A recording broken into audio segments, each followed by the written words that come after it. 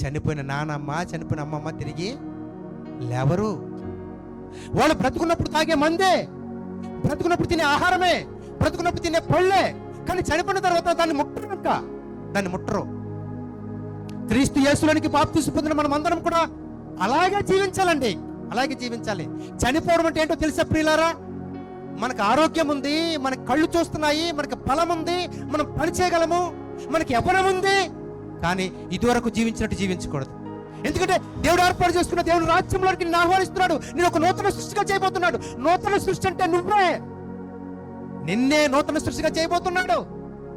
దేవుని పోలిక, దేవుని గుణగణాలు, దేవుని ఔన్నత్యం నీలో చూసుకోవాలనుకుంటున్నాడు ఆయన.